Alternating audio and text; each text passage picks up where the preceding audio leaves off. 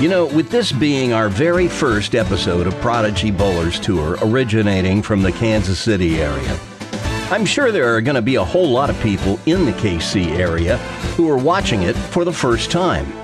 So while longtime Prodigy heads will already be familiar with most of what I'm about to say, if they would indulge me a few minutes, it seems like this is a good time to answer the question that I'm sure is on the tips of some folks' tongues.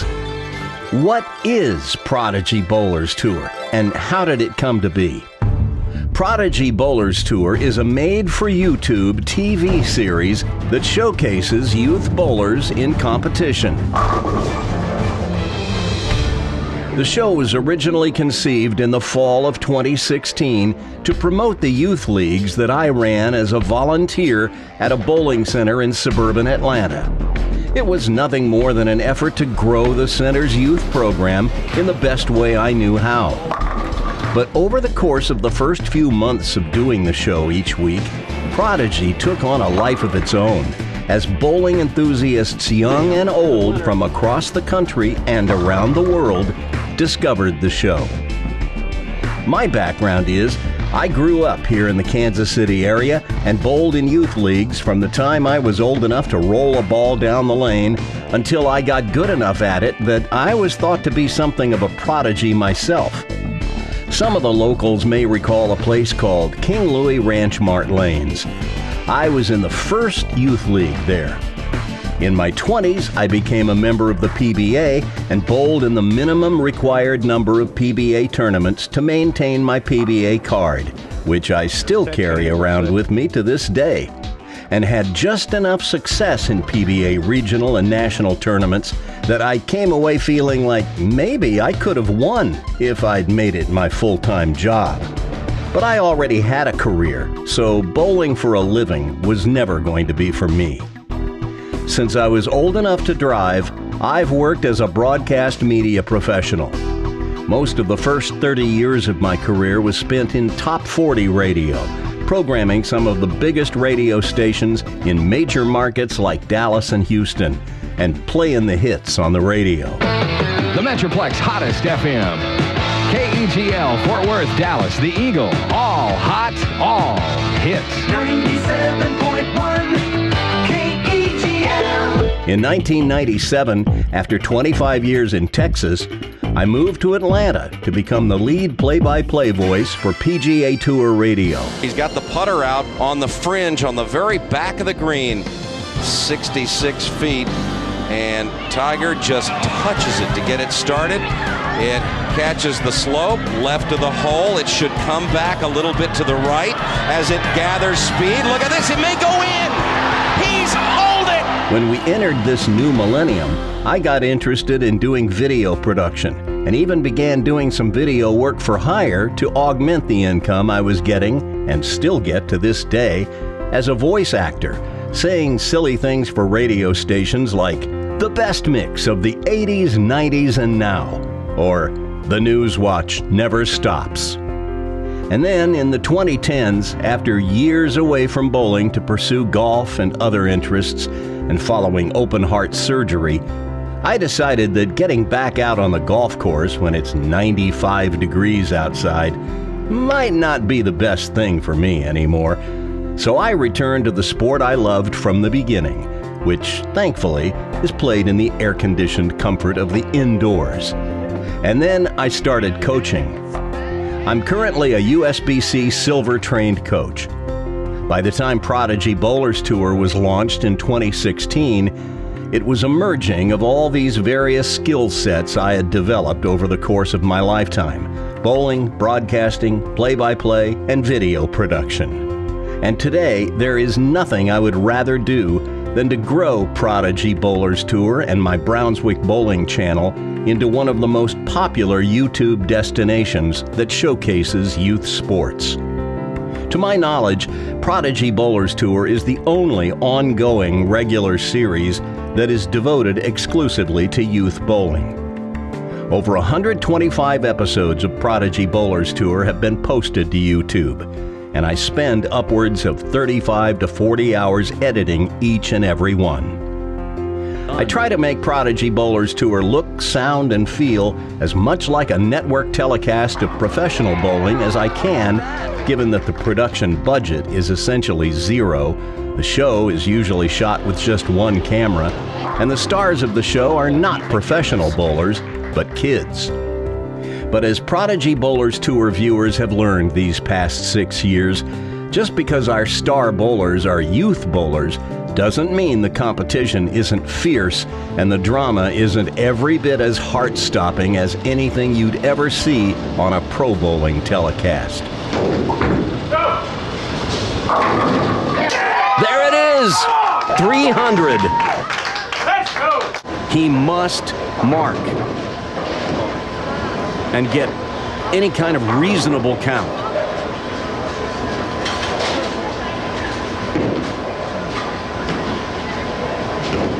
A spare will do.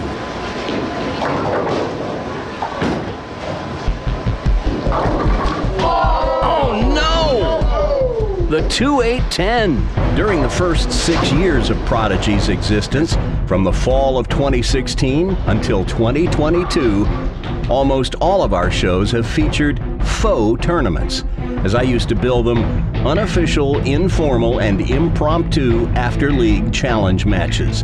Except for a couple of Pepsi tournaments and 2 Georgia Youth Bowlers Tour Tournaments of Champions, all the rest of our Prodigy events were essentially fake tournaments with formats I dreamed up the afternoon that we taped them. They need just one pin. It's worth 50 points.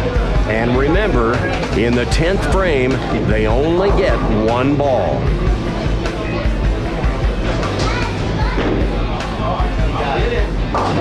And Jesse gets it done. And that gives him 80. He's now tied for the lead with Nick.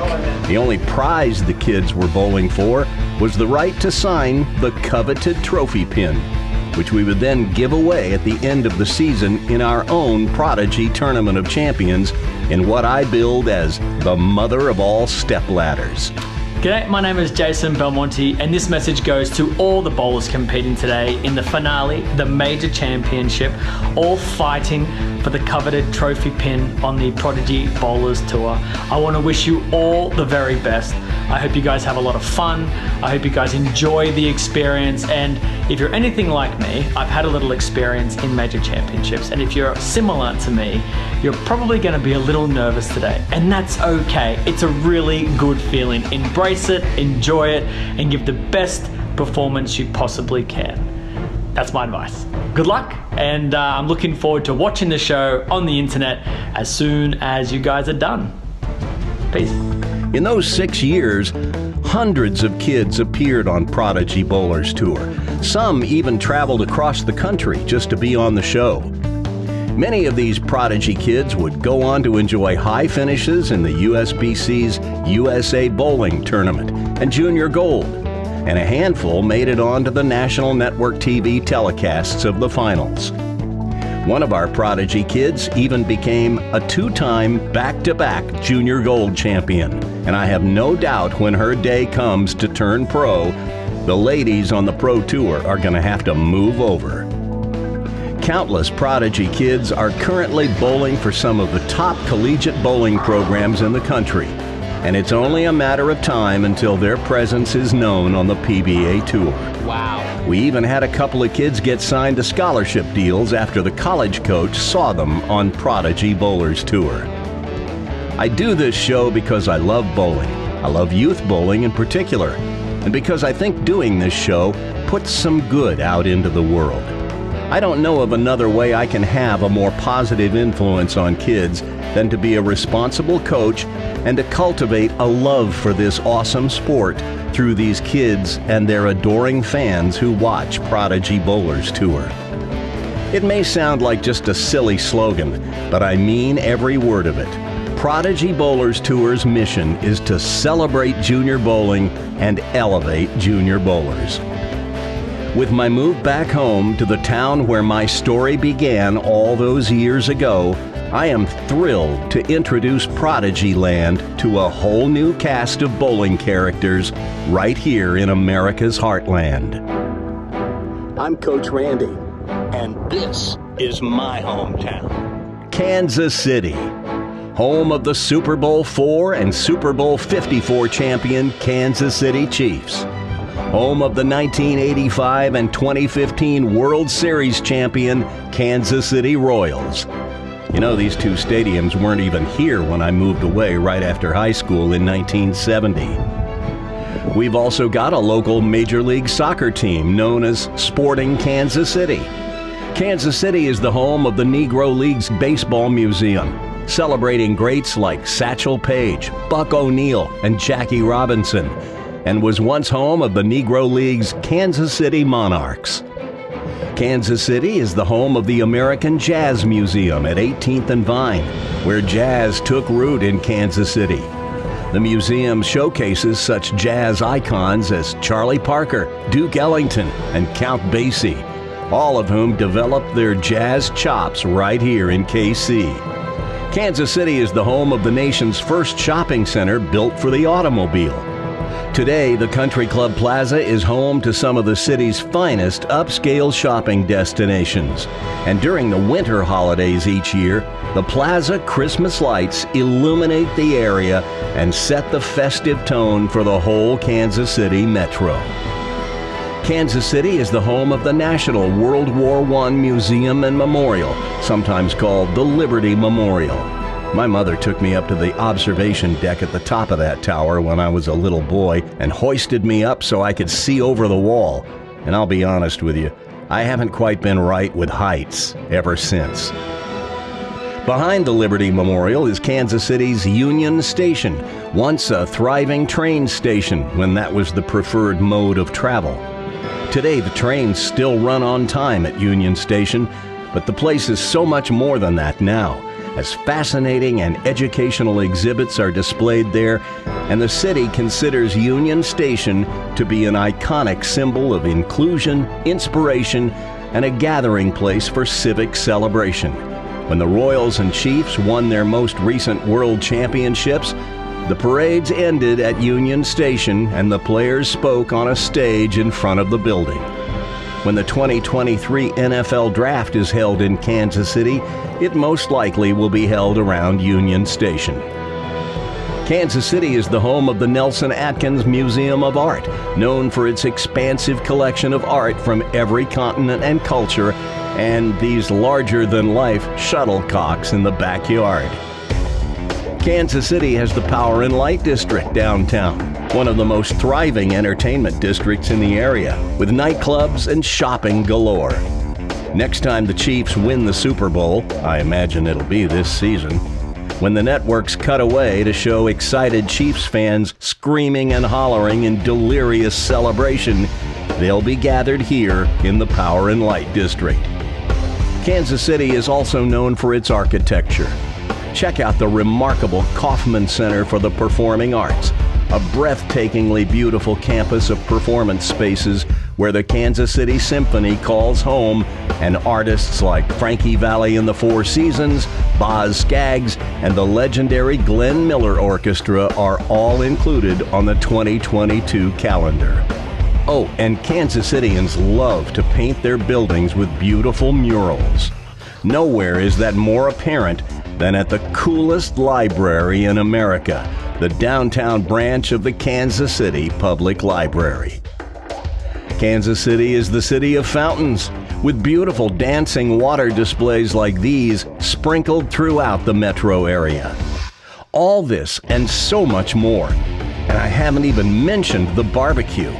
Kansas City is the epicenter of the barbecue universe, from Arthur Bryant's to Joe's of Kansas City to Q39 to Gates, and the list goes on. As most everyone knows, the Kansas City area straddles the state line between Kansas and Missouri. The greater Kansas City area is comprised of a huge, very spread out metropolitan area that encompasses, I don't even know how many suburban municipalities. But most everybody in the area identifies as being a Kansas Cityan. And during baseball season, you'll see lots of us wearing our blue KC ball cap for the Royals, or in the fall, flying our red Chiefs Kingdom flag and dressing up in red every Red Friday and wearing that KC arrowhead on our clothing, our hat, and displaying it proudly on our car. The whole Kansas City metro area is crazy for our Chiefs. There's more civic pride here than possibly any other place I've ever lived. I am so happy to be back home and to bring you Prodigy 2.0 from one of the great bowling towns in America.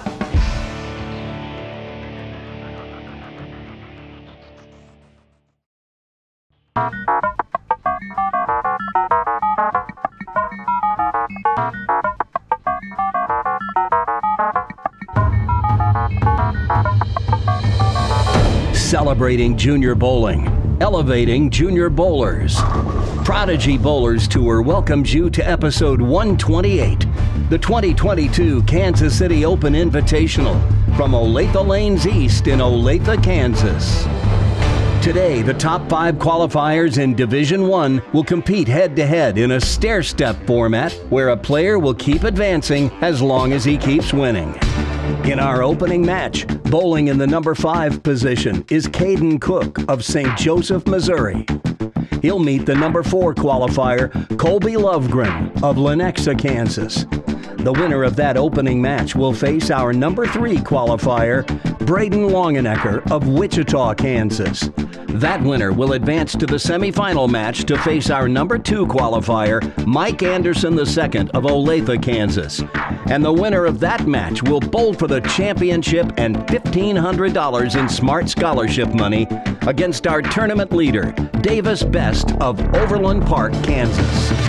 And that's our field today on Prodigy Bowlers Tour.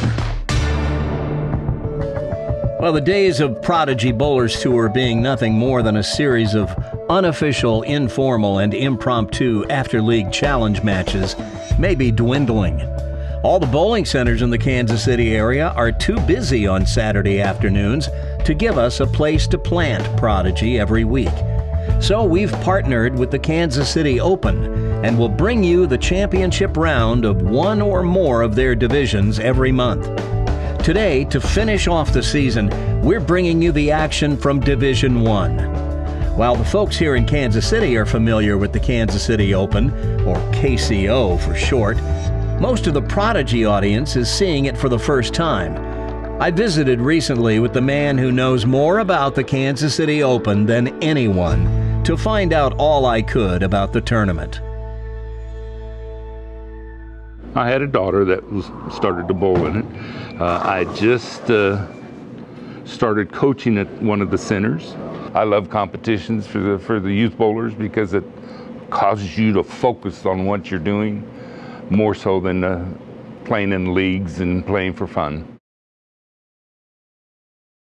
To provide skilled levels of competitions for all age groups of youth bowlers in order to earn scholarship money. Even early in their life, they can earn scholarship money. It's sitting there for them until 8 years after high school. It's been in existence for 27 years. It started in 1996. When this first tournament was created, it was only one tournament in 96.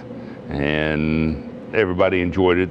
And for that, it's progressed to what it is today, a series of 11 tournaments. Our tournaments have 2 sets of squads, an A and a B squad. The A set would bowl 3 games, normally at 9 o'clock in the morning. B set would come in and bowl their first 3 games. Then A squad would return and bowl their second 3 set of games. And then B in turn would follow. And then we cut to the top 5 in each division with 1 alternate. And if you make it to the stair-step finals, those 5 already got scholarship money coming to them. We pay $100 to the winner every division. So $1,250 we pay out every tournament. For the point tournaments, it's a little more of that. For the youth adult tournaments, we have 2 of those. We kind of do that for fun, for bragging rights, for somebody that has a coach or somebody knows a pro bowler that comes in. We've had several pro bowlers bowl with us over the years.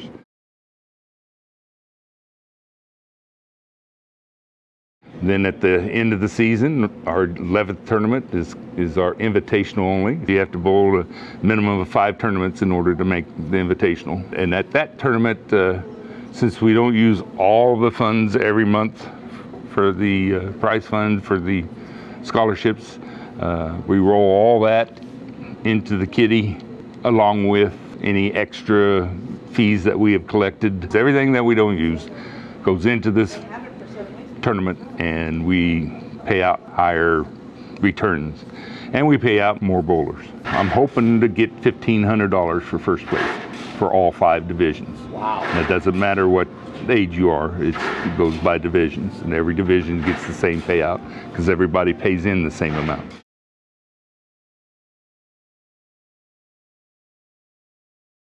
We start in September, normally the Sunday after Labor Day.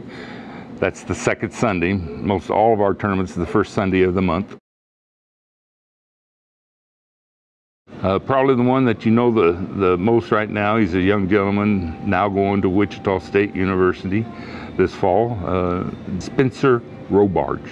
He started out when he was 8 years old. He threw the ball, ran up and throws the ball from his chest. And from that, he's developed into a decent left-handed bowler, two-handed left-handed bowler. We've had over 2,100 kids now in the past 27 years bowling this event. So this year we've averaged about 108 for our point tournaments, and our youth adult tournaments we've been sold out for both of those, and those hold 180 bowlers each time.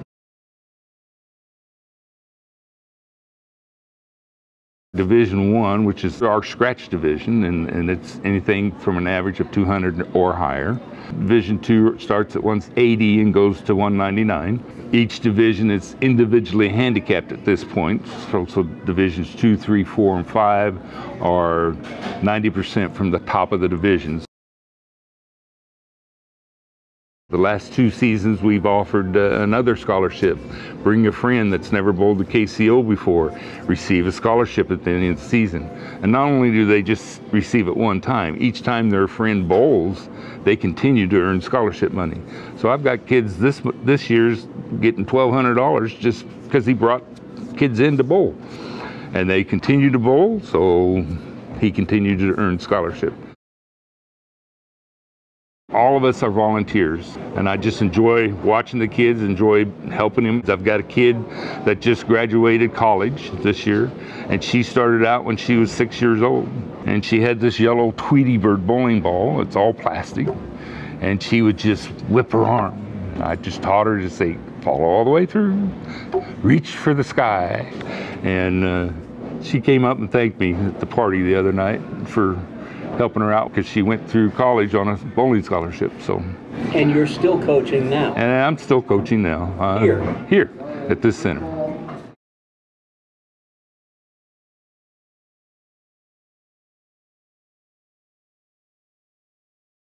It's been well received by the bowlers that I made announcements to in the last couple of months, and there's actually people that has followed this program. I was hoping that maybe now we get some more recognition, more people seeing what we do. It's all scholarship funds. Has everything to do whether you love bowling or not. And our lowest division is Division 5. We used to have 6 divisions, believe it or not. Yes, it's handicapped, but they're just as competitive as they are. Don't think they're not. I come down here and I coach, and the younger kids, they know how to bowl, and they'll tell you so. Just a little ways south and west of Kansas City is the suburb of Olathe, Kansas. And today we're at Olathe Lanes East, a beautiful 32-lane establishment that serves as the practice facility for several area high school bowling teams. Here's how the qualifying round went down for Division 1. As you can see, Michael Anderson got off to the fastest start with a 697 out of the gate. But he was closely followed by a number of young players within 40 pins. But then in the afternoon squads, as the lanes transitioned more and more, some players found the change to their liking, while others did not. But Colby Lovegren and Caden Cook were among those who climbed the leaderboard in the afternoon squads. And now here they are in the very first match on Prodigy Bowlers Tour from the greater Kansas City area. Caden carries a league average of 238 up in St. Joe, while Colby averages 215, but he bowls league right here at Olathe Lanes East, so he knows these lanes. Will it be enough to fend off a player whose average is more than 20 pins higher than his own? Well, that's what we're going to decide right here, right now. The players have taken their warm-up shots. Now you will see some action on lanes 9 and 10 to our left. That's Division 2. Division 3 is down on 7 and 8, Division 4 on 5 and 6, and Division 5 down on lanes 3 and 4. We'll fill you in on the results in all 5 divisions at the end of the show today. But right now, throwing the first shot from the greater Kansas City area on Prodigy Bowlers Tour will be Colby Lovegren. And Colby gets Prodigy 2.0 off and running with a bang. As we see Chairman Lee Miller stepping into the picture to make some scoring corrections. I think some of the warm-up balls were registering in the score. Here is Colby's first shot. And that is perfect. 10 in the pit to start. That's what you like to see. And now Caden Cook. Caden bowls in St. Joseph, Missouri, about an hour's drive north of Kansas City. And he begins his match with a strong strike of his own. Watch this. Pretty modern 5-step approach with that balance arm out in front rather than on the left side like they used to do it. And a solid strike to begin. We're bowling on the house shot. The Kansas City Open bowls on the house shot each month, but they're in a different house each month, so it's going to be a little different. These kids have this shot measured. They bowl on fresh oil in the step ladder in this house. As we take another look at Caden's footwork, pretty much textbook. Playing just outside the 4th arrow, out to about 7 at the break point that time. Got a little area. That's pretty common with a house shot. But as I mentioned, each house will have a somewhat different house shot, so they're still going to have to make some adjustments from month to month. Colby rips the rack with that one. Hits in that half pocket zone and rips the 5 over into the 7. We'll see it again here. He too, a 5-stepper. More of a planter than a slider. We see that a lot with kids nowadays. I guess the coaches anymore never teach them how to slide. They mostly go heel first on that last step. I think most of these kids will find as they get older that a slide will put a little less strain on your left knee than a plant, at least over the long haul.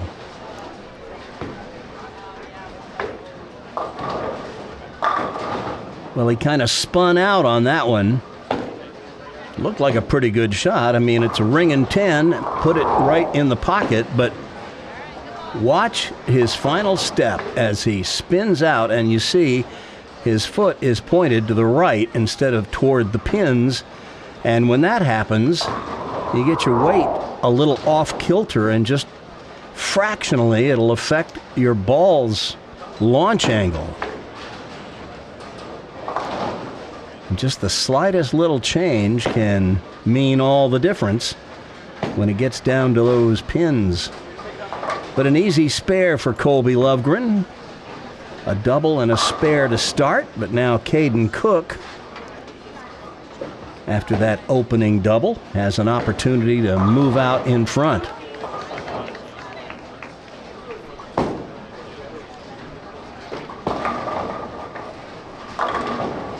And he rips the rack. Man.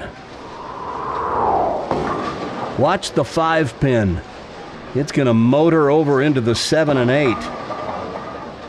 Watch this. Man, it just annihilates the pins. That is some serious power. When we talk about power in bowling, we're not talking about how hard you throw it. We're talking about revs and entry angle and getting those pins to dance. Hard to believe that a player with that kind of power can leave a weak 10, but we do see it occasionally. Caden will go to his spare ball. He throws a plastic ball at these. Oh, and he misses it by a little, but might as well have been by a lot. Counts the same. Watch this. They say football's a game of inches. I got your inch right here. More like a half inch. Whether it's a half inch or a half a foot, it's an open frame, and now that neutralizes the third strike in that turkey that Caden got. And Colby Lovegren takes the lead, sitting on the bench.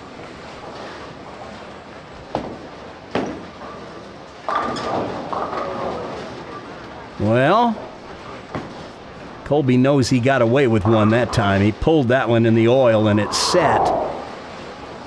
Because we're on the house shot, you can get away with a little errant shot. You see him up on his toe that time. When a player gets up on his toes, that usually means he got his weight out in front. Two-handers really have to be careful of that, because with that left hand in front, it'll bring their spine angle forward, and it's real easy to get your shoulders and your head out in front of your left knee. You got to keep your shoulders and head back a little bit. Keep your feet under you. Another weak 10. How do you leave a weak 10? Well, first you start with, that looks like a kind of a narrow pocket, like the 3-pin was a little off spot. But the 6 just lays down in the channel and doesn't quite have the impetus to pop out the 10. Well, I'd take a re-rack when you get a tight pocket like that, especially when you're in a tight match, working on a strike. Now, this kid is obviously a good spare shooter.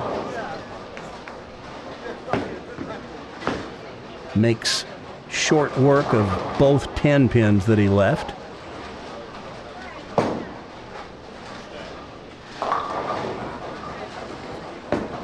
Now Caden will try to get another little string of strikes going.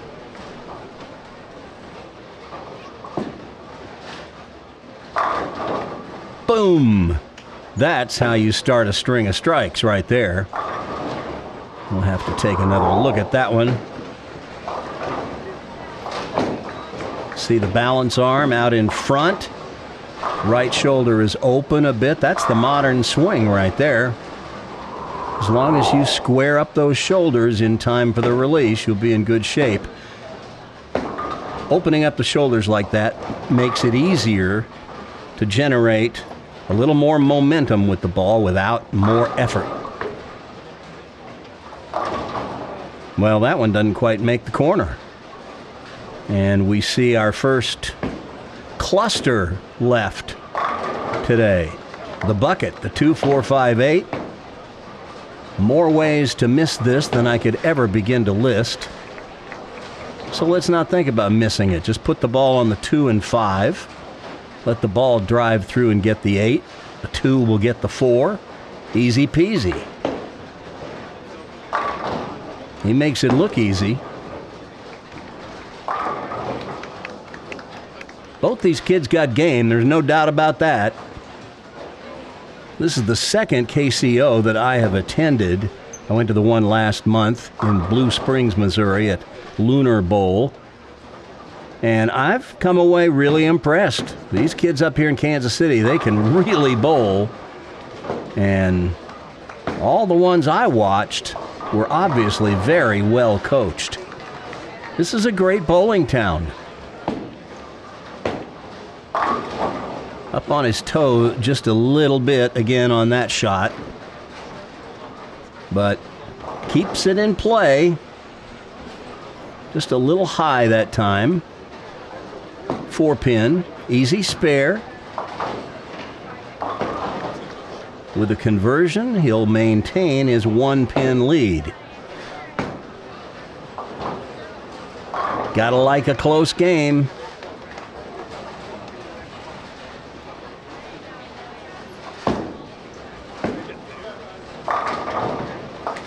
And he plays it off his strike line. That makes it pretty easy, especially off of a house shot.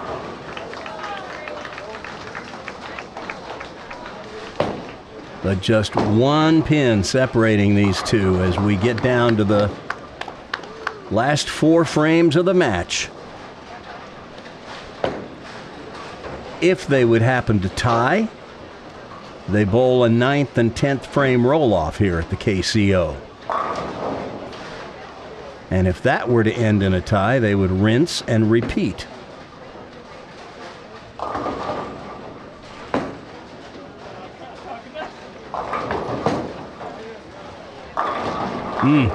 Good balance that time.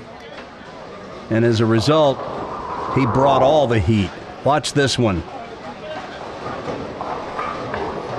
His foot is forward at the release. He's got all his leverage on it, and those pins just scatter to get out of the way. Tell you what, that was an important strike that Colby just threw, because it lets Caden know that he better come correct. But Caden, I think, only knows one way of bowling, and that is all out. I watched him in the qualifying round, and he was just all over it. Every ball, he just poured himself into it. That's what you like to see. Tell you what, he really hasn't thrown a bad shot this match. He just barely missed that 10-pin, and when he left the bucket, it looked good coming off his hand. I think he just threw it a little too hard. But there's another weak 10, and I just have a hard time believing he'll leave many of those. But he really could have used a strike right there. That would have put him in the lead. Instead, he's going to give Colby a free run at putting some distance between the two of them in his next turn. Now, this is interesting. Caden stands on about 25 to shoot the 10-pin. Makes this one. I wouldn't have expected him to miss 2 of them in one game. But most players will move to the extreme left side of the lane to open up the lane when they shoot the 10. But hey, you go with what works for you. I would just tell Caden if he misses many of those 10 pins, you might want to take a look at that.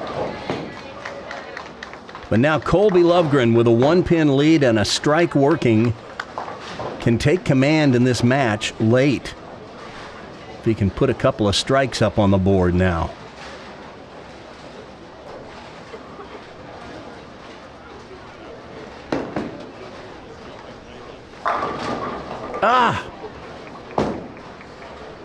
That's something you don't see all that often, a soft 8. On the stone 8, the ball chops the 5 straight back. But watch this, the 5 will go in front of the 8.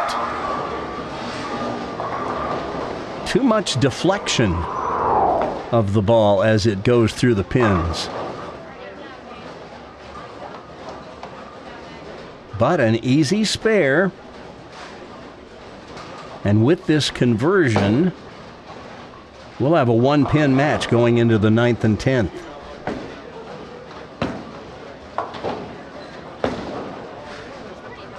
And there you have it. Who's going to step up at the end?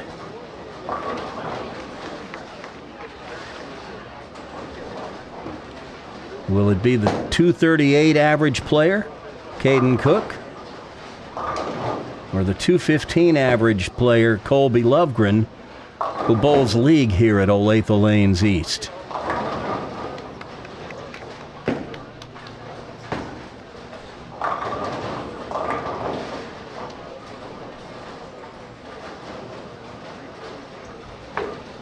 Oh, man. He pulled that one. He didn't throw that one to Brooklyn. He threw that one clear to Topeka and gets away with it. Watch this. He's going to be completely out of position when he lets this go. He's up on his toe. The foot has spun out. His weight is out of position. That ball never even gets right of 15. He missed by 2 arrows, but that's a strike. Thank you very much. And add him up, scorekeeper. Caden is like, tell you what, I'll show you how it's done right here with that strike. And now we really are down to the end. This is a great shot by Caden Cook.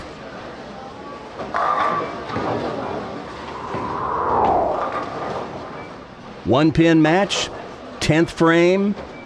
Both players with a strike working in the foundation frame. What more do you want? You're not going to find anything any more dramatic on the PBA. And these kids are bowling for real scholarship money. Are you kidding me? Wow. Watch the 5 pin. How does this not strike? That 5 pin actually went behind the 7. He actually had too much power. Usually the ball will deflect enough that it'll just slide the 5 over into the 7 on what we call the swisher strike. But that ball was digging in so hard it got too much of the 5. Sometimes a little deflection is your friend. But now it comes down to this. Caden Cook will get all he can on his fill ball and then sit down and hope. If he can throw a strike here, he will force Colby to strike once in the 10th to beat him, either on the first ball or on his fill ball. Oh, man. But again, his carry eludes him. He gets 9, so now Colby can win without a strike. He just needs to fill 19 in the 10th. A spare and 9 will get the job done. A strike on the first ball, and he can pretty much walk it in from there. But I'll tell you what, needing 19 in the 10th is not nothing. He must mark. He must get 9 on his fill ball to win. 8 would be a tie. 7, well, that would be Caden's fantasy.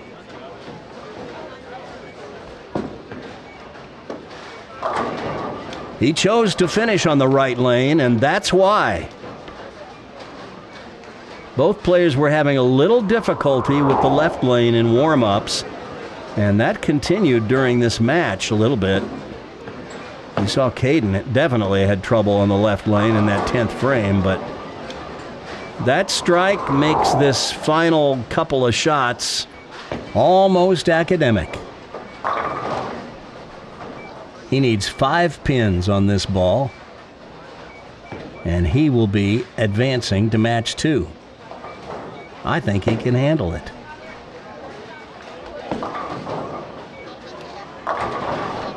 And there it is. He does it emphatically with a strike. And we'll take one more look here at the shutout ball.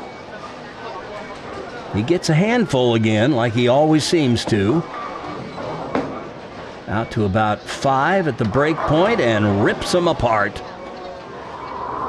Tell you what, though, Caden Cook bowled a great game. 206 is about the least he could have gotten out of the game he bowled. There were 2 or 3 balls he threw that coulda, maybe shoulda been strikes, but Caden would be the first to tell you, coulda, shoulda, woulda won't get it done.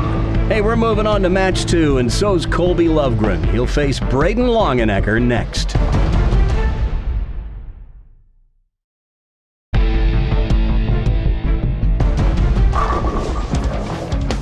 A match that gave every indication of coming down to the very last ball didn't. Instead, it was a blower 7 in the 10th frame that denied Caden Cook a chance to put some real pressure on Colby Lovegren and make him strike out. If Caden had struck out in the 10th, he'd have shot 227, and we might have been looking at a roll-off in our very first match on Prodigy Bowlers Tour from the Kansas City area. But instead, it's Colby Lovegren who is advancing to match 2, where he'll face Braden Longenecker of Wichita, Kansas. Braden bowls at North Rock Lanes, the largest bowling center in the state of Kansas with 48 lanes. And it's the only bowling center in the state of Kansas where his mom is the youth director. She runs the youth leagues, which I know a thing or two about, having done that for a few years in Roswell, Georgia, before moving up here to Kansas City. Colby's taking a re-rack. He doesn't like it. The 1 and 3 are a little tight. Looks like that 3 pin's a little to the left of where it should be. And when you see that, well, I don't know that this is any better, but when you see a tight pocket like that, it kind of tells you this is just begging to be a 10 pin.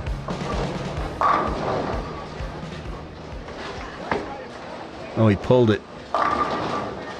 Sometimes you take a re-rack and it just gets in your head and becomes a worm. But he leaves an easy spare, the 6 pin.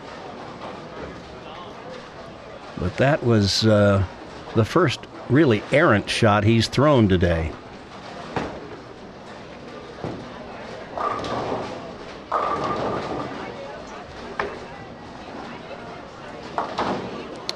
He makes the easy spares look easy. Gotta like that. Now we get our first look at Braden Longenecker, and you'll be busting my chops if I don't say something about this. Braden's entry forms all say Braden, so that's how we have his name listed. But as you can see on his shirt, it says Brady, and that's what he goes by nowadays, so I may go back and forth. And that one a little high. And he's left himself a bit of a challenge to get started. The 3-6-10. Move over to the left side of the lane, put that ball right on the 3 and 6, and you will have no problem with this.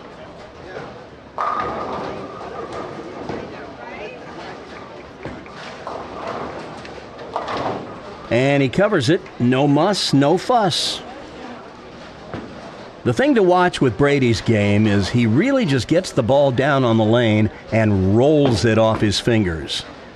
We often see players, young and old, really lift the ball out on the lane with their fingers, and the ball is actually moving up in the air vertically when it comes off their hand.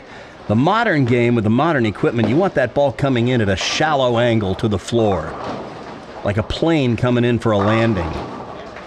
You can get that kind of action right there.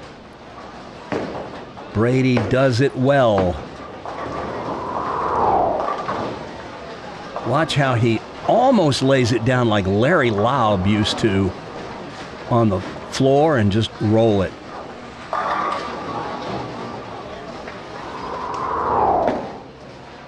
That's how it's done. All right. See if Colby can keep it going.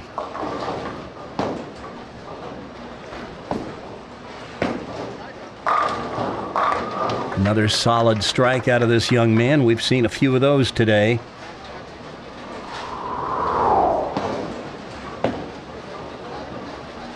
His sister is bowling in this event as well. She's in one of the other divisions that we'll hear about at the end of the show. She too was the number 4 qualifier in her step ladder today. So they may have a little friendly family competition going on to see which one of them can finish higher.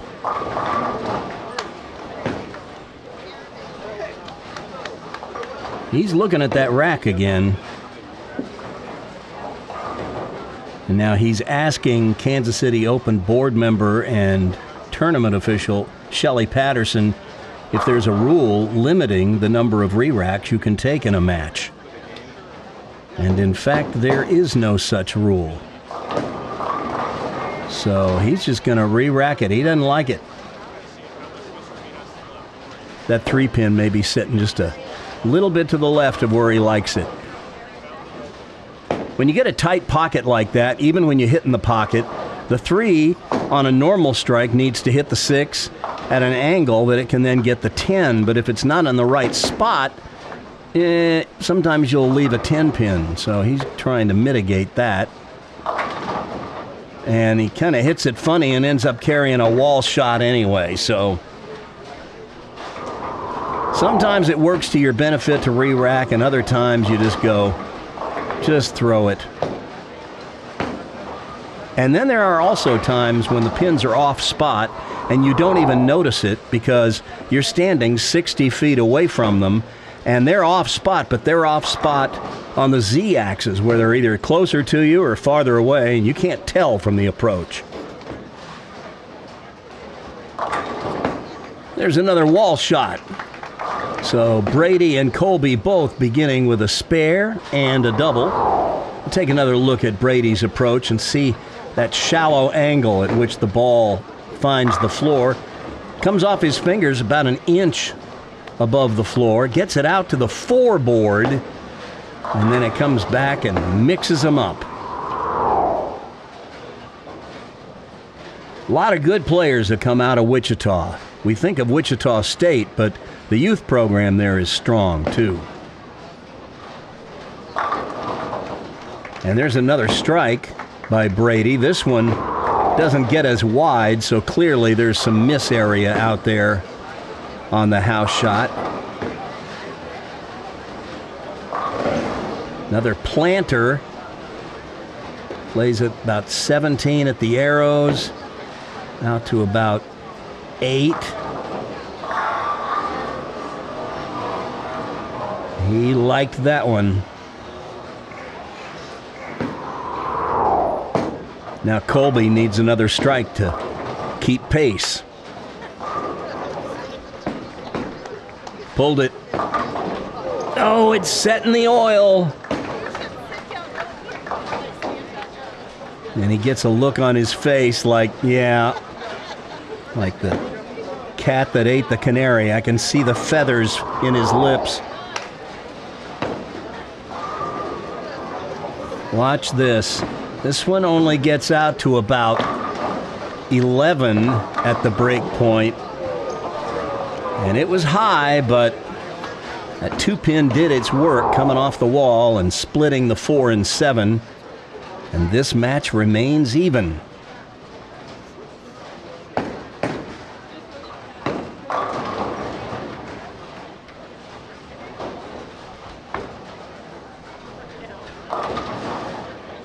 Well, a little overcorrection that time. He knew he pulled the previous one. He didn't want to pull another one. So he just got that one a little too wide. There is a limit to how far right you can throw it. Caden found that out when he left that bucket in the last match.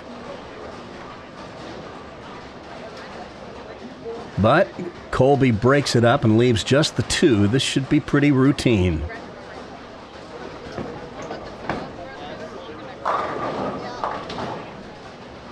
Clearly, this kid can shoot spares. Makes it a lot easier when you leave easy spares. Stay around the pocket and you make your job a whole lot easier cleaning up what's left.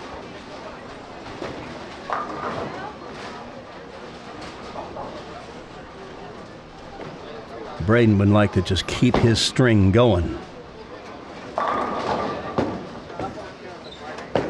Oh man, that was way wide.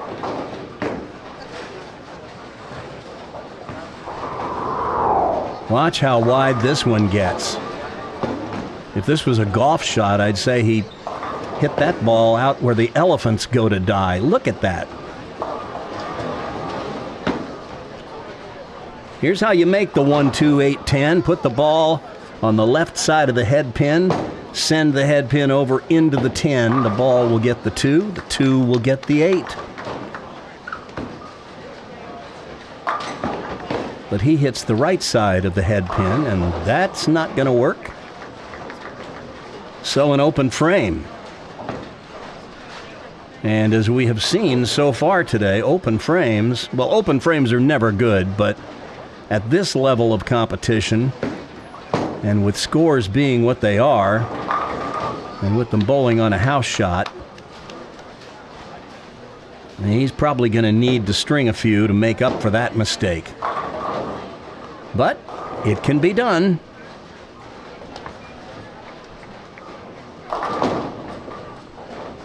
That one does not make it back, and he may just be standing a little too far to the left to play this pair of lanes. They did re-oil these lanes before the stepladder begins. They don't necessarily do that before the stepladder at each month's tournament on the KCO, but here at Olathe Lanes East, they do that for the kids. This bowling center has by far the best youth program, the biggest, most thriving youth program of any bowling center in the Kansas City metro area. And so I'm not surprised that they go the extra mile for them in this tournament when it comes around to Olathe Lanes East. This center serves as the home for several high school bowling teams, and the general manager here, Eric Maxwell, who's on the KCO board, does all the statistics for all of Kansas high school bowling. Boom! Colby shreds the rack. Now, reminder, in case you missed this earlier, the action to our left is Division 2, and then Divisions 3, 4, and 5 are further down to our left. We will recap all 5 division results in their stepladders today at the end of our show. So stick around. And the action you see off to the right, that's the practice pair for the kids still yet to bowl in any of these stepladders.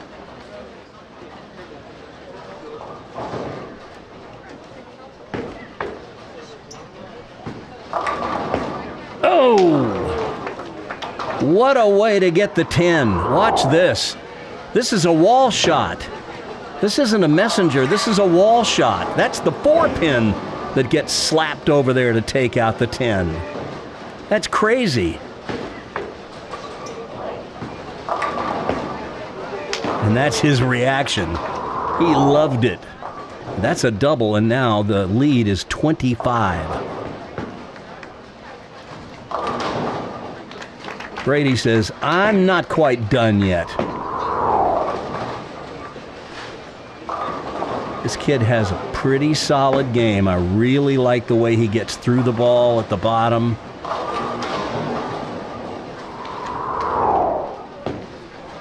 These kids are really competitive, and they want it. You don't get to this level of proficiency without that drive.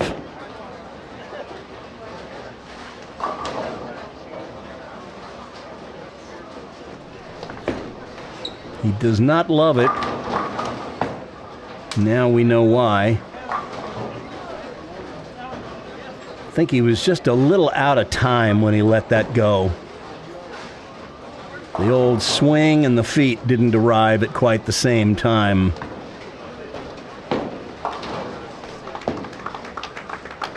That can happen.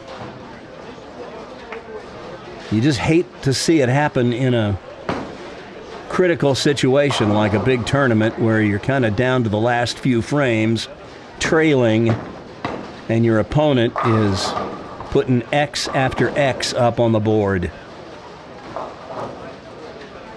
Colby Lovegren, 25-pin lead, double working. A strike here in the 8th would extend his lead to 35. But now he's a member of his school's math team, so I would imagine he's already figured that out. Crunchberries Tell you what, he's figured out this right lane, that's for sure. Watch this. He's up on his toes once again at the release. But I'll tell you what. You can get up on your toes if you throw it like that, because now he's got Braden back on his heels. If Colby strikes here in the ninth, it won't shut out Braden, but it'll make Braden's path to victory very narrow.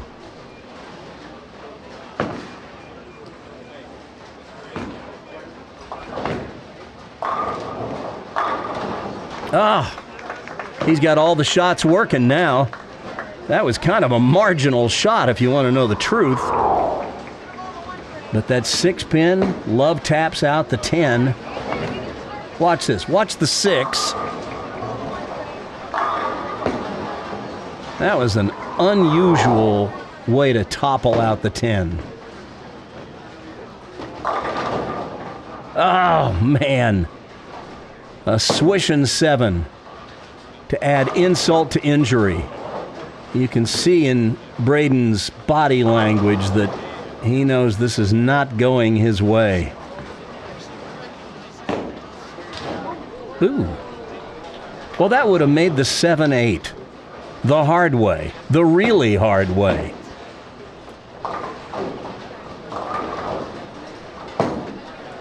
Possible 213 with 3 strikes in the 10th.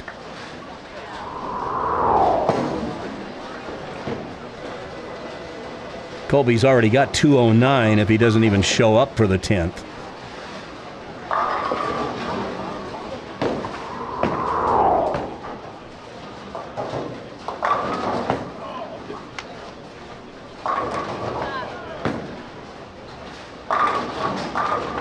Isn't it amazing how easy it becomes to strike when the stakes are next to nothing?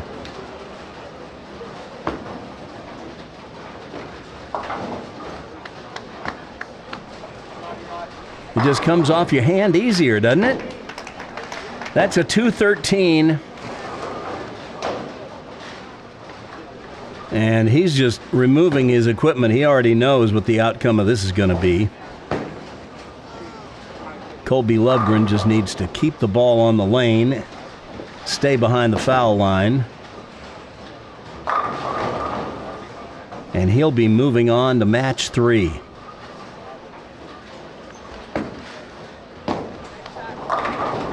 And there it is, a shutout ball, a ripper to leave no doubt. Here it is again. Out to about 6 this time. That 5-pin just obliterates the left side of the rack. Possible 269 with 2 more strikes in the 10th. I'd say he's figured out this pair of lanes. What do you think?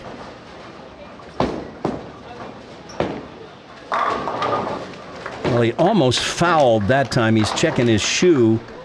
Something happened there. He either stuck or slipped or something, but here, we'll see if we can pick it up. Well, he's up on his toes again, but I think there was a little more instability. Maybe he slipped.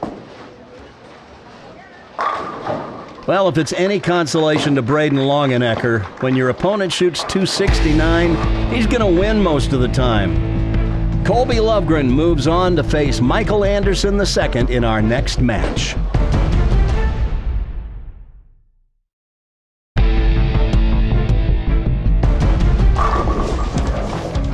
Well, Braden only made 1 mistake the whole game, but it was a costly one. That washout in the 5th frame gave Colby the opening he was looking for, and he took it off the sheet from there, leaving Braden behind in a cloud of dust. You drop a little 269 on your opponent, and that's going to win most games. But Braden can hold his head high after a strong 4th place finish today. But now we move to match 3 in our step ladder, as Colby Lovegren will now face a bowler with whom he's very familiar, Michael Anderson II. The two of them both bowl league here at Olathe Lanes East. so they both know the lanes here, which means the home field advantage that Colby enjoyed in the first two matches today will be neutralized by the fact that Michael is on his home turf, too. Colby is looking for his first big tournament win, while Michael has been to the winner's circle a lot. But Colby's got this pair wired. Now it's just a question, can he keep it going? But Michael has opted to let Colby finish on that right lane. I don't think Colby cares anymore. He likes both of these lanes. I guess after a 269 you would. Look again at that opening strike. We've seen a few of those. And now we get a look at Michael Anderson II. Lives right here in Olathe. Like Colby, bowls league here.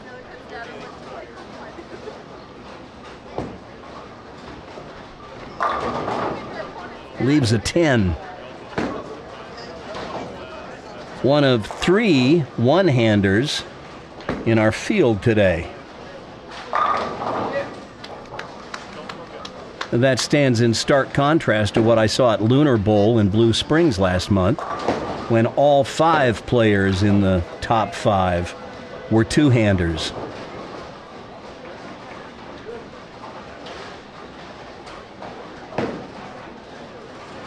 Michael moves way left on the approach to shoot the 10. And he bounces it out. That might have made the 7-10. Best not to leave that. Well, Michael says that it was his grandpa who introduced him to the sport of bowling.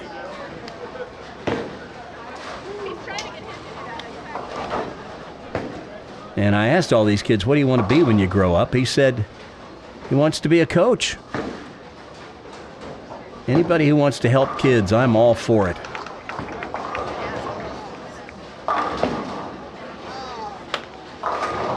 Well, I don't think he was real happy about that one. I know I wouldn't be. Stone 9. Watch this. The ball's going to cut through so sharply, it will take the 5 right off the 9.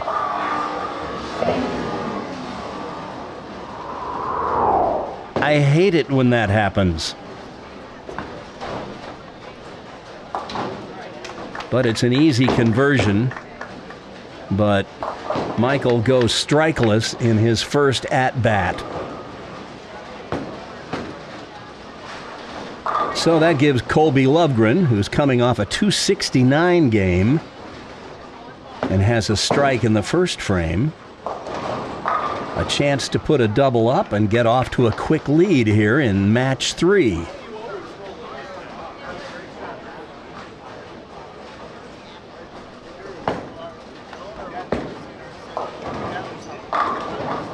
We got a little extra body English at the end of that one and a wry smile. I think he knows he got away with something there. Take another look at it, see if we can pick up what was going on. Oh, he gave it the big loft. That's a little unusual. He got that thing way out on the lane. A little different for him, but he got away with it. And now he has an 11-pin lead.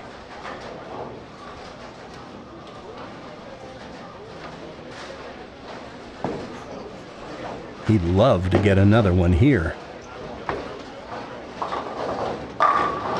And, well, your wish is my command. A turkey to start, and Michael Anderson with a 21-pin deficit before his second turn in this match. 10 in the pit. But boy, let me tell you, when your opponent is striking the way Colby's been striking, you can ill afford a slow start like Michael's had. But Michael Anderson II may have a few tricks up his sleeve today, too. That's his first strike of the championship round. And boy, that was a nice, smooth, powerful strike. He whips through it at the bottom. Tell you what, this kid is very accomplished. He has over 10 tournament wins in his career. A 300 game. Started bowling at the age of 3. 3! The lightest ball I've ever seen at a bowling alley was 6 pounds. He was half that in years. Man, he can really whip it, can't he? Another solid strike. Let's take a look at his footwork. 5-step approach, little first step, just like you like to see. Short 4th step, little timing step. Solid in the hole. So there's a double for Michael Anderson to get this thing back to a manageable number. And Colby, I think it's game on, buddy.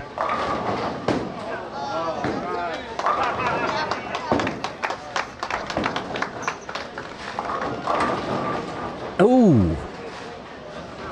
Well, that could have gone. But he leaves the 10. We saw a wall shot send the 4-pin flying across the lane to get the 10 earlier today. But this one remains, and it's wiggling a little bit. Just to say to him, hello, it's me again. But Colby's been rock solid on spares today.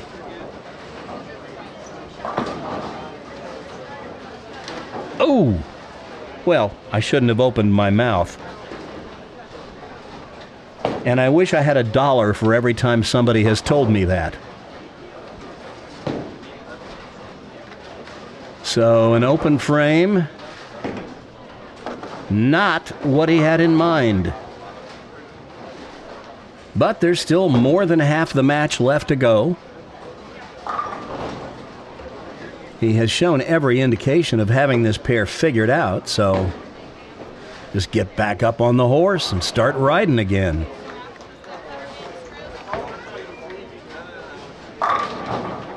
Oh my goodness, that was almost a stone 7-9. That 7 went out late. Bad enough that he left a stone 9. Now that can work on you. You miss an easy single pin spare and then come back with a solid shot, nearly get hosed with an unexpected split, and leave a stone 9. Just gotta keep calm and make it. Which he does. And now Michael Anderson II will take his double, working into the 5th frame, and try to put some distance between himself and Colby Lovegren. Among his 10 titles is a state championship. So you got to figure this guy is pretty cool under the pressure.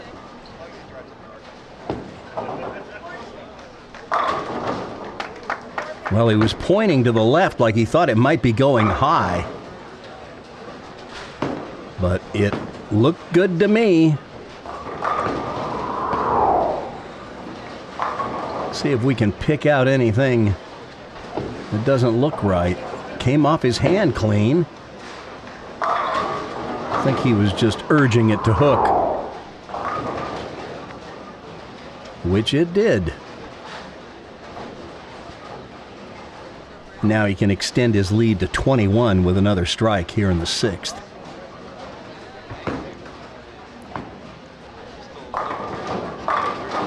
And just like clockwork, he's cool.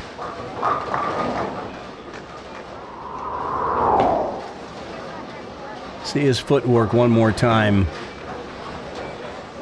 There is much to like about this guy's game.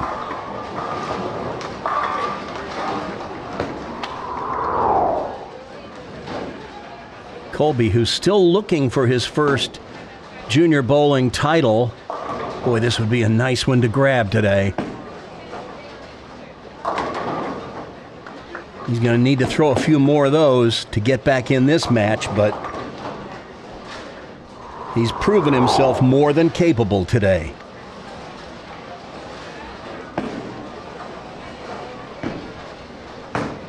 Out to about 6 or 7, catches the wall shot.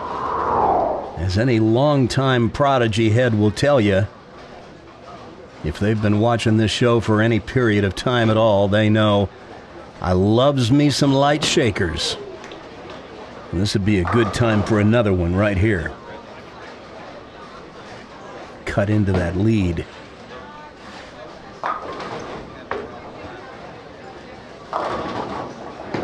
Well, he gave that one a little extra loft, and it just caused the ball to skid down the lane a little farther before it started to make its turn, and it came in a little too light this time, leaving the 2-4-5.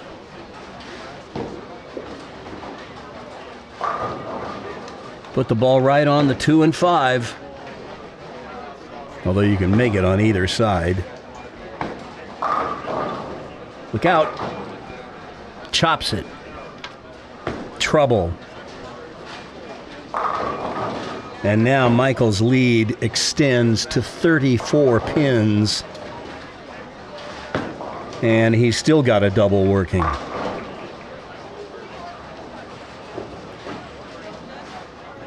And this is liable to turn into a rout.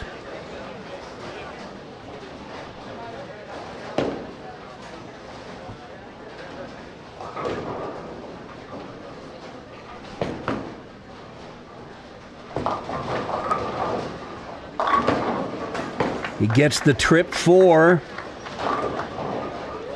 Moves out ahead by 44 pins now. And he is firmly in command of this match. He's got them all working.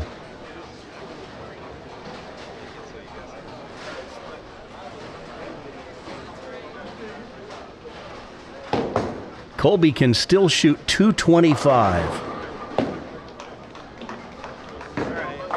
Michael's going at a 239 pace.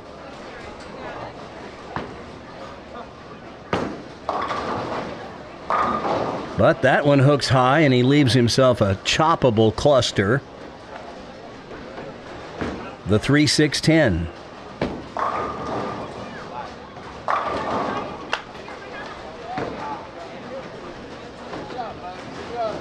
We've seen this left earlier today and made. Put the ball on the 3 and 6.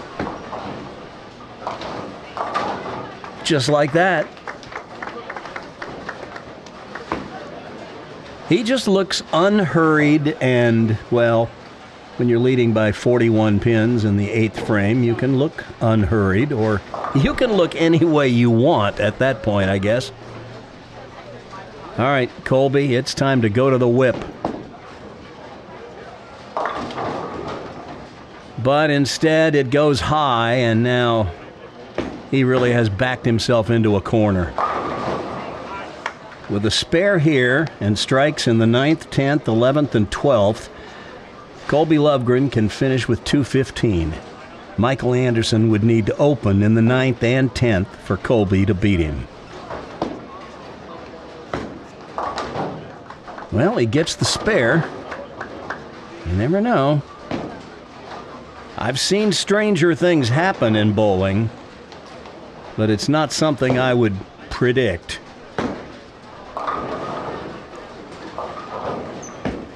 But you still got to play the frames, so never assume the worst. Hope for the best. Give it your best shot. There's a good one. I always told my golf pro, I may give out, but I'll never give up. This was a good shot. No doubt about that one. But there'll be no doubt about this match if Michael marks here.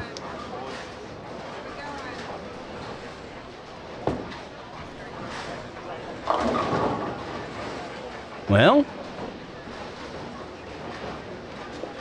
you would think he could handle the 2-pin.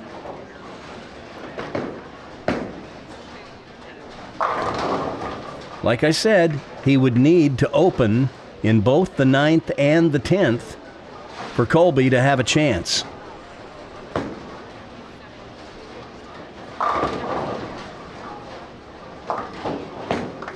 Well, and that should just about do it. Now, the fact of the matter is, there is still a matter of count here. If Michael were to somehow foul twice, he'd shoot 205, so he needs 6 pins.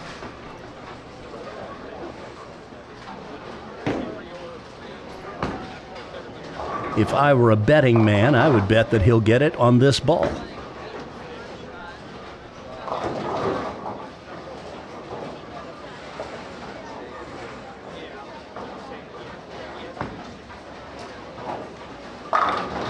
And that'll put an end to any suspense that might have existed as to the outcome of this match, as it's Michael Anderson II who will be advancing to bowl for the title against Davis Best. We'll take another look at the ball that sent him to the championship match. Watch this, the shutout ball, just inside the 4th arrow, bends it back in and 10 back. Possible 245.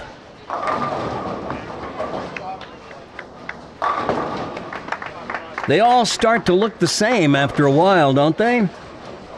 Well, just how similar are they? We can find out with the Prodigy Bowlers Tour exclusive 3-deep look, where we layer 3 shots this match on top of one another. You'll see them right here. They all look pretty similar. And we see 3 Michaels walk back, happy about what he's just done. He should be happy. He's bowled really well this match. Colby's bowled really well today, too. But this match belongs to Michael Anderson II, who gets congratulations from Colby. These guys bowl in the same league here at Olathe Lanes East, as does our tournament leader, Davis Best, who we'll see here in just a few minutes.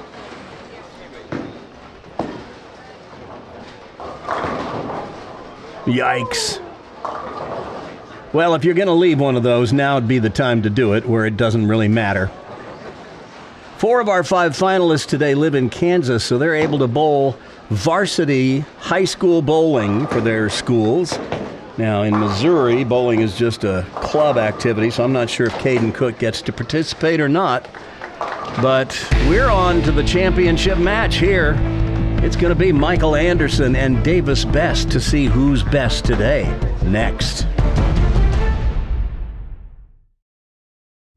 Randy Brown here, Coach Randy, the voice of Prodigy Bowlers Tour. Now that I've moved back home to the greater Kansas City area, I am so excited about introducing Prodigy viewers to these awesome young bowlers here in the Midwest.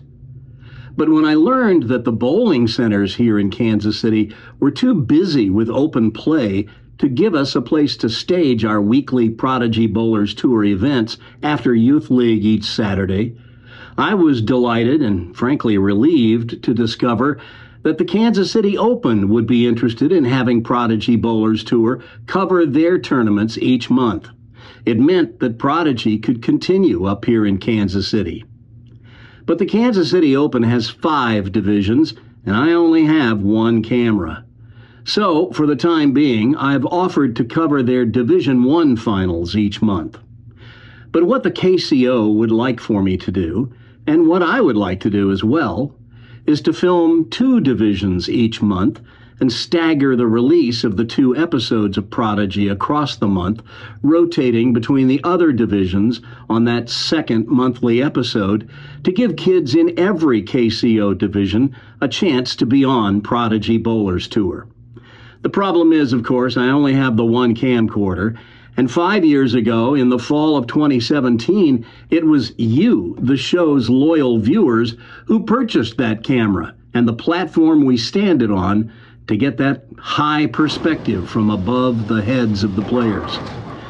Well, I'm coming back to you again, hoping that you'll see the value in having Prodigy cover a 2nd division each month of the Kansas City Open.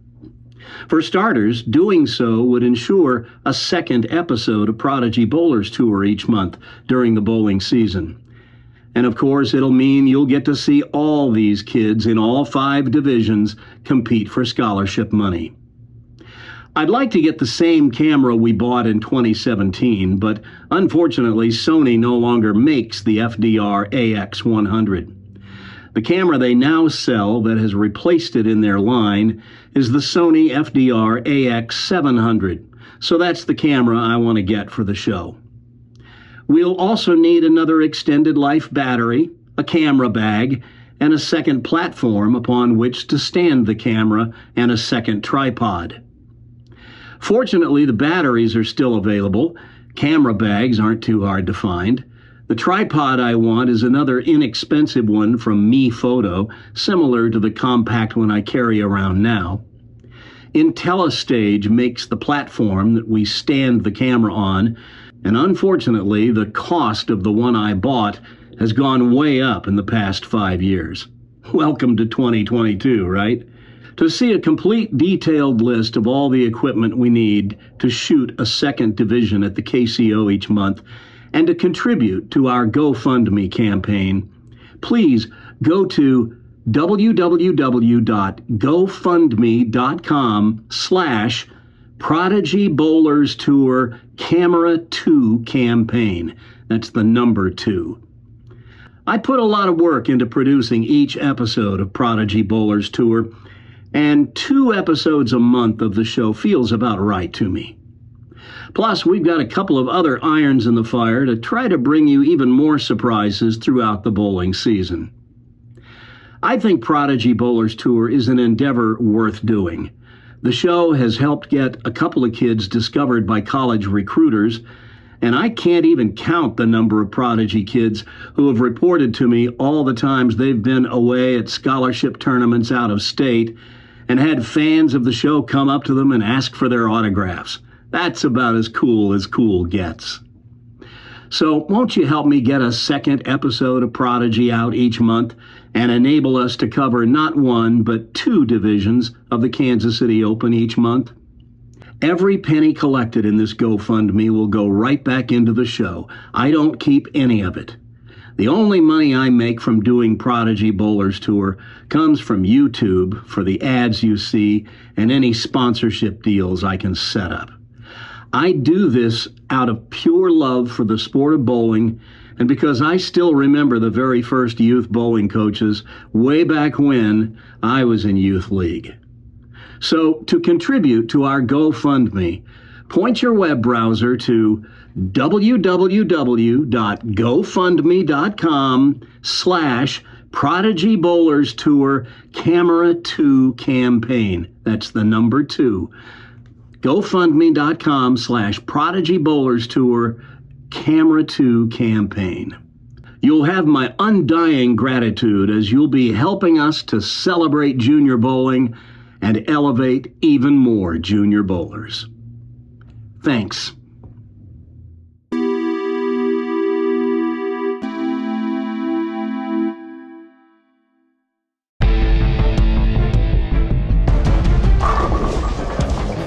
Well, Colby Lovegren had a nice run today. 677 for 3 games and a 269 his 2nd game. In this match that just ended, though, he got off to a fast start with a turkey out of the gate, but his momentum was halted when he whiffed a 10-pin in the 4th. And after that, he had as many opens as strikes with 2.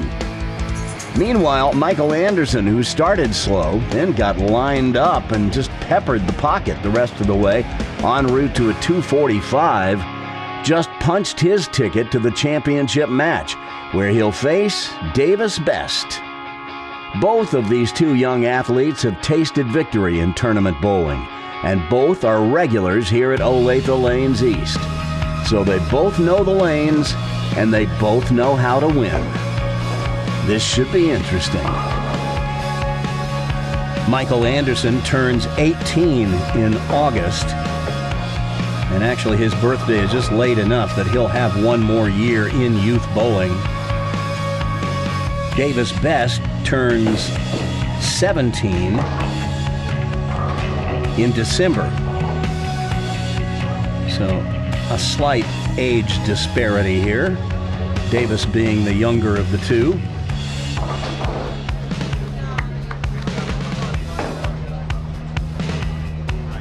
This kid has a very controlled game. I'm impressed with it.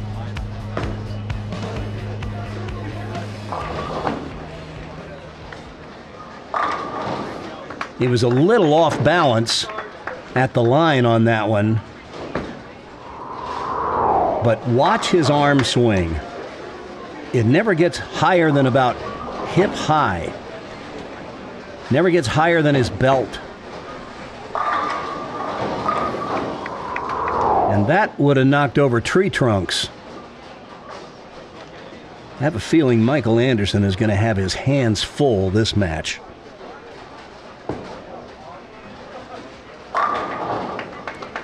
But then again, Michael Anderson can be a handful.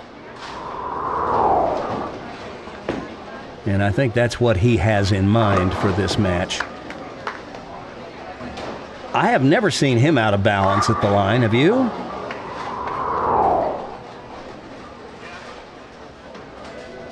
He's as solid as can be.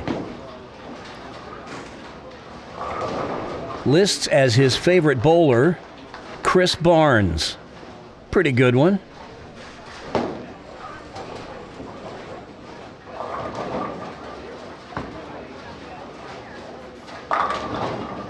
Oh, my goodness. Strong ball. Went through the pins a little too strong, actually. Watch this. He's begging for it to climb. It does. I think maybe it could have climbed a little less and he'd have been happier with it. When you leave a stone 9 like that, the ball actually chops the 5 right off the 9. And finishes behind the 8 pin. The adjustment for leaving a stone 9? Well, if you make any adjustment at all, it's going to be a small one, but maybe throw it a little harder or move your feet aboard left. Your target at the arrow is aboard left. All right. Davis Best, a chance to double and take an early lead in this match.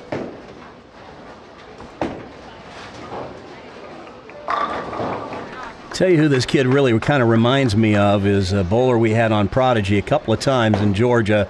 Turned into one of the most consistent youth bowlers in the country, Josh Collins.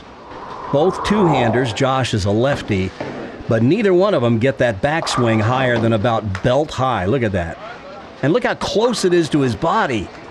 Man, that's very Belmo-like, which would stand to reason since he lists Jason Belmonte as his favorite player. He's probably patterned his game after him.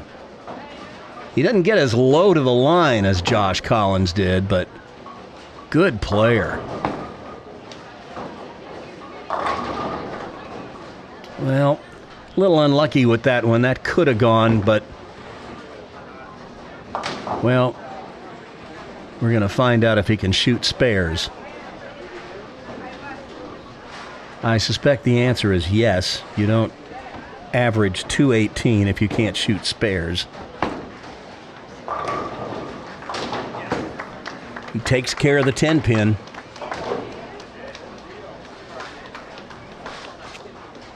And now Michael Anderson, whose best finish at Junior Gold was 62nd back when he was in the U12s. Now, I don't know if he's been every year to junior gold, but he lists that as his highest finish. That's not bad. Oh, hello. Solid strike in the third, just as a big roar goes up on the pair to our left. Fortunately, that noise didn't happen until after the ball was out of Michael's hand. Can we see what happened? Oh, look at this. Somebody's got the 4-7-10. Oh, this is Elijah Clinklin. And he made it. Just as Mike was shooting at his strike. And Elijah in the Division Twos with that spare, and then he went on to strike on his fill ball, has forced his opponent to throw 3 strikes to tie. They're in their championship match. And here's his opponent, Aiden Walworth, needing all 3 in the 10th to tie and getting the first one. I feel a little like Kevin Harlan doing football on TV a couple of years ago. Which game are you calling? I'm calling both of them. We'll get all the results from Division 2, 3, 4, and 5 after our match is over. There's a spare from Michael Anderson. But the heat is on Aiden Walworth over here on our left. He's got to strike.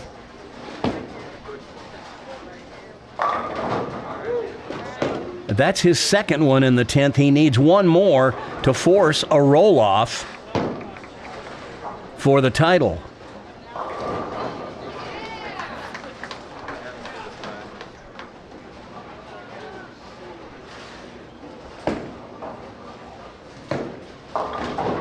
Oh my goodness. That looked pretty good down the lane. It just broke so sharply. Here's how you make the 6-7. We just saw the 4-10 made on the adjacent pair. Got to slide that 6 across the lane. It can be done.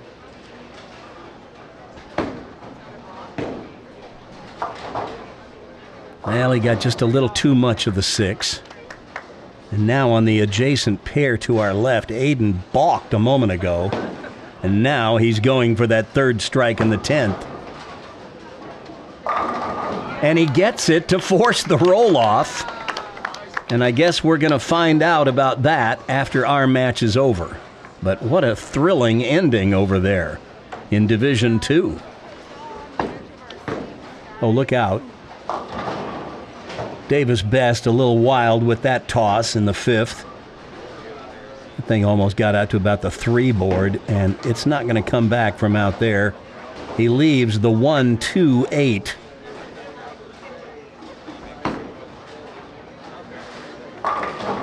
Goes with his spare ball to convert it and gets them all to go. And that will keep the match close.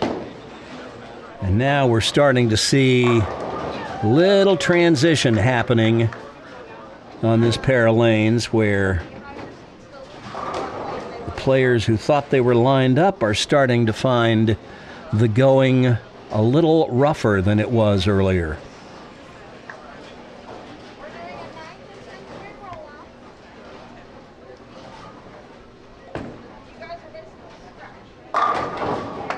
Michael says, what transition? I've got this right lane. It's the left lane he can't seem to strike on this match.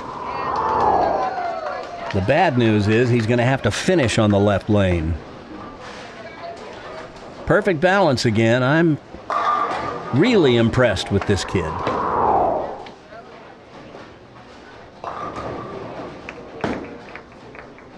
I got to tell you, since moving up to Kansas City from Georgia, I have seen some fantastic youth bowling up here.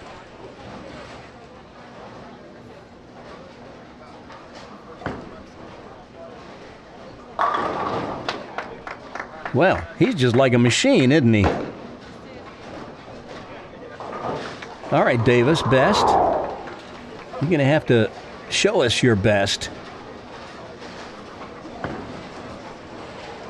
Very smooth. And I tell you, he grabs a handful every time.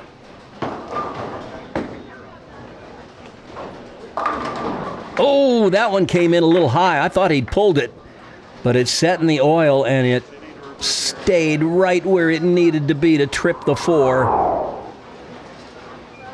Watch this.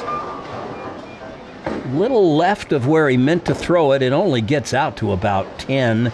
But that 2-pin goes to the left wall and smacks out the 4-pin. Well, here's the shot of the match so far for Davis. A strike here. He can cut the lead to 4 and be right there for the stretch run.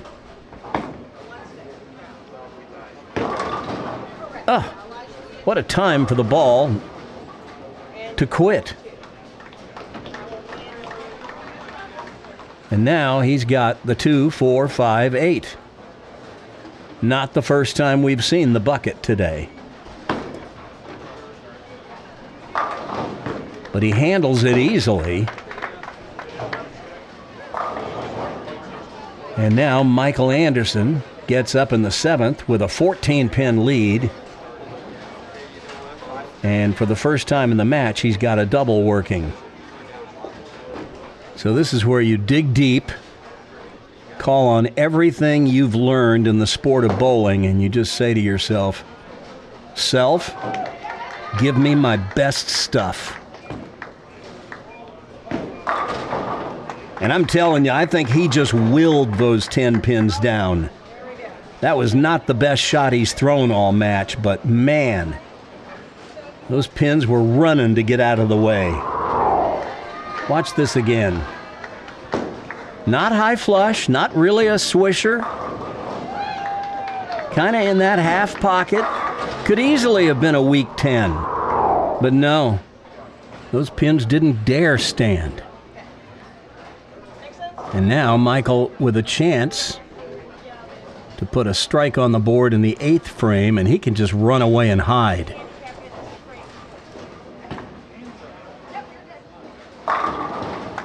Any questions? Boy, it just seemed like every time he needed something extra, he had a little in reserve. We've seen his footwork a couple of times today. It's worth another look. This is a game you could copy.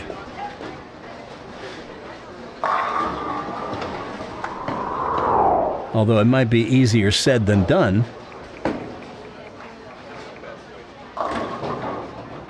And now, after coming in light and leaving the bucket in the 7th frame on the left lane, he comes in light again. This time, leaves the 2-8.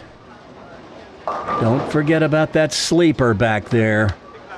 Got to be sure and cover that too. Oh, well, he covered only the 8 and left the 2. And in bowling, you've always got to knock over the front pin with the ball to convert any spare. And I think Davis has resigned himself to a 2nd place finish. Michael would have to implode.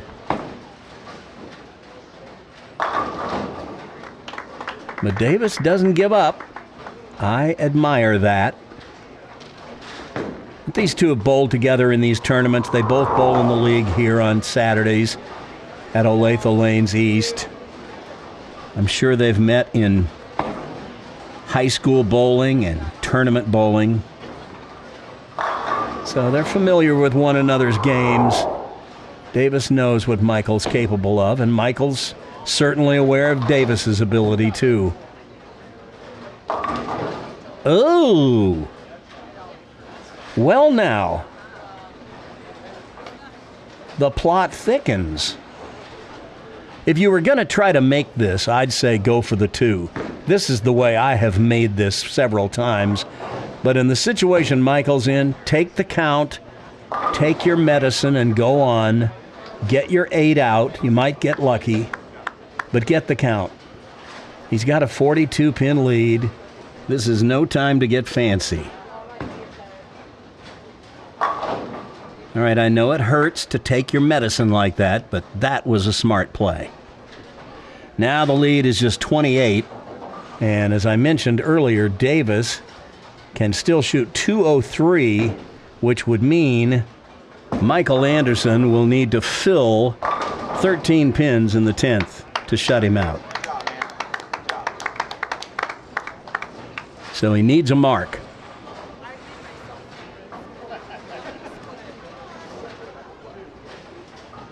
This is the lane that has been giving players trouble all day long.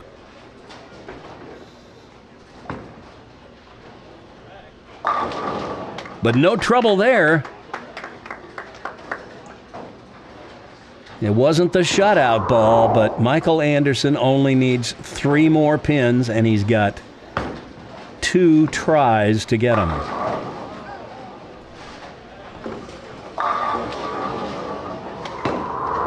Slaps out that 10 like nobody's business.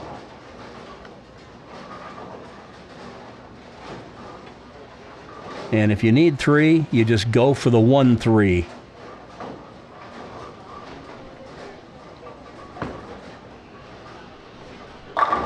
See you later. Michael Anderson, you have won the 2022 Kansas City Open Invitational.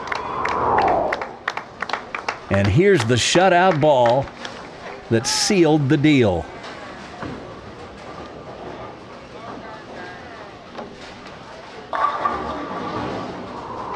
That's as good as it gets.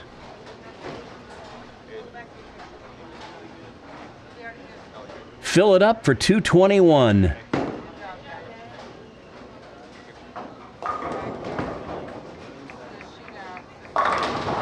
Bingo. And that's how you win the Kansas City Open Invitational. Davis bowled great in the 6-game qualifier, but he just ran into a buzzsaw. Michael Anderson was just on fire today, and I don't think anybody was going to beat him.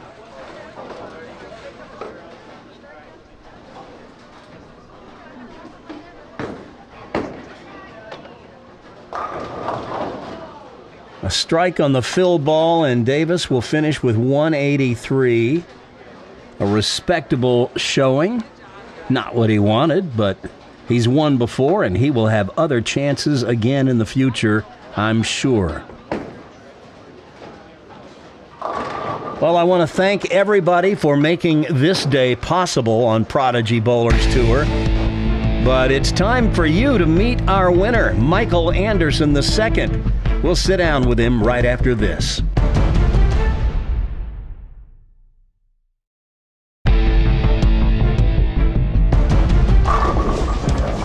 Davis Best had a promising start to the match, but then that 6-7 split threw him off rhythm. And Michael Anderson put on a clinic today on how to win a bowling tournament. You just keep your foot on the pedal. This kid is like the tide. He just keeps rolling in.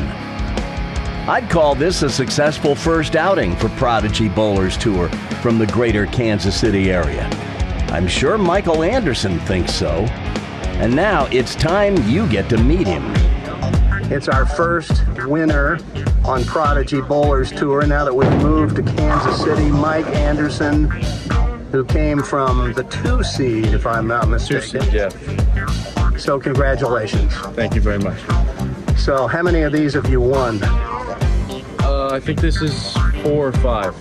I think. 4 or 5 KCOs. Yes. I've won. Have you won the Invitational before? I have. I've won 2 of the Invitationals before. My goodness. My goodness. And you carry what kind of average?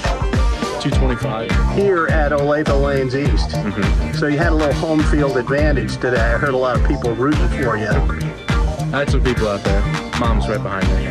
Well, now, it's sort of a tradition on Prodigy Bowlers Tour that the winner would sign the coveted trophy pin, but we gave it away on our last episode in Atlanta before moving up here, and maybe I'll get a new one when the fall starts up, and you'll have an opportunity to sign it sometime in the 22-23 season. There we go. Anyway, congratulations. Thank you very much. All right. What a nice young man and a deserving champion. There were other deserving champions crowned today in Divisions 2 through 5. Here's how the other step ladders played out. In Division 2, the opening match was won by Andrew Maxwell, and then he uncorked a 247 on his next opponent. But Andrew's quest to run the ladder came up a little short in the third match as Elijah Clinklin advanced. You saw Elijah convert the 4-7-10 split in the 10th frame of his match, and then he threw a strike on his fill ball to force Aiden Walworth to get all 3 strikes in the 10th just to tie. He got all 3 in the 10th and went on to win the roll-off 51-32 to take the winner's share of the scholarship prize money. In Division 3, Tyler Haig won a close one, but then bowed to Jay Sabatino, who tossed a strong 234 to advance. Then his 216 was more than enough to get past Layla Gonzalez. But in the final, it was a nail-biter down to the end, as Jay Sabatino just got past the qualifying leader, Skylar Holmes, to claim top honors. In Division 4, a couple of Averys, who spell their first names a little differently, squared off in the opening match, but it was the young sister of Colby Lovegren, who we saw on Prodigy earlier today, win her first 2 matches, just like her older brother did. But then she fell in a close one to Alina Miller. But at the end of the day, it was the tournament leader, Emma Reese, who held serve and took the title. And in Division 5, it was all Adam Wilson all the time, as he ran the stepladder. First he got past Bailey Coleman, then took a close win over Annalise Keeler, then just barely got past Liliana Gentlemark in a thrilling 1-pin victory, before prevailing in another close one to claim first prize against the leader, Grace Coleman. So congratulations to all 5 of our winners today.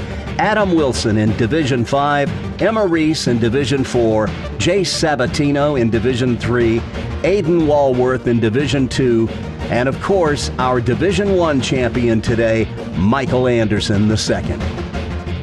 It'll be a few months before the next Kansas City Open, but we'll be there to cover it on Prodigy Bowlers Tour when the KCO kicks off its 2022-23 season right back here at Olathe Lanes East on Sunday, September 11th.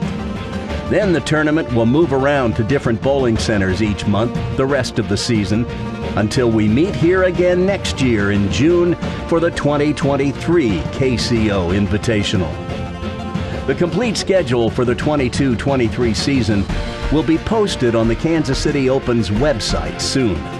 To learn more about the KCO and to download your entry form for an upcoming tournament, visit www.kansascityopen.com. So, until our next Prodigy Bowlcast, this is Coach Randy saying it's good to be back home again.